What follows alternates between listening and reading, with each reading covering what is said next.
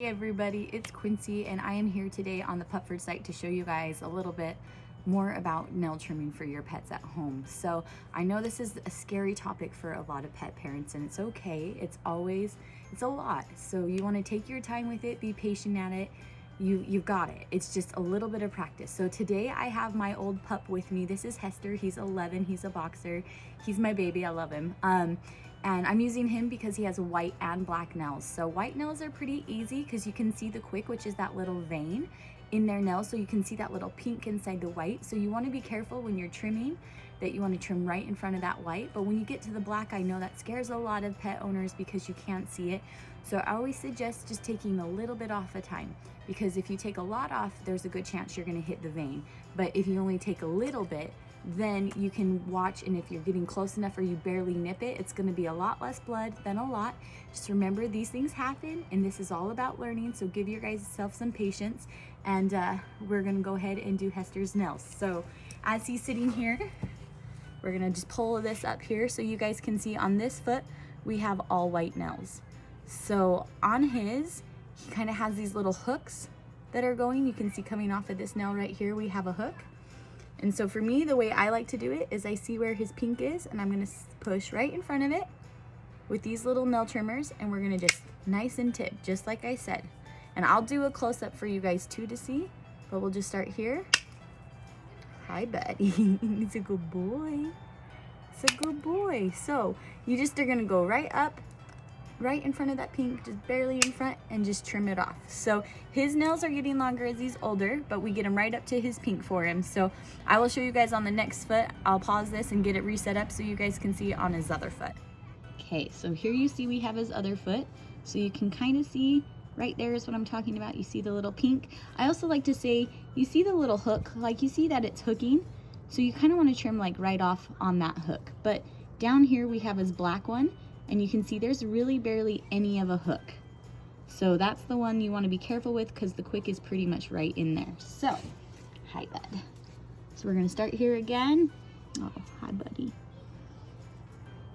We're gonna go right up to that hook and just trim. And I like these scissor trimmers the best just because you can see what you are doing all the way around. I know there's some that they call like the guillotine, which wrap around the whole nail.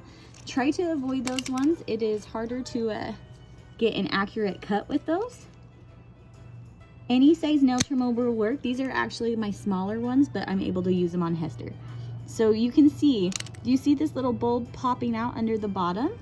You want to be right in front of that. So his quick is pretty long in that nail. So just that nice little tip, see?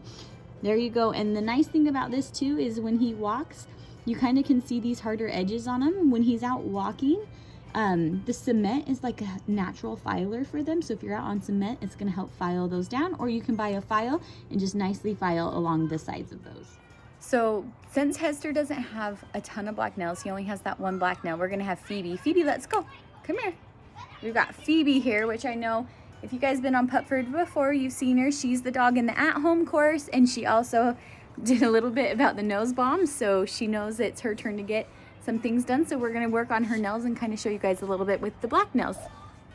Okay, so right here you have Phoebe. Her nails are the black ones, and so Phoebe's, hold still. Okay, so here we have Phoebe, and we're going to be doing her black nails. So when you guys have like the hairs and stuff that are around their paw pads, you just want to make sure you're brushing those up. This is when I suggest putting your finger on their pad and then pushing on the back side. So I have a grip here in here for her nail. And then with them being black, I always just do the same because they don't have the hook as much on hers. So I just do a little bit at a time. Normally when you can start to see like a black little dot up here between there is when you want to stop. But again, with these are the ones that I'm saying, let's just do a little bit at a time. Hers are actually pretty short because she does a lot of running on the cement. So we just do a nice little tip.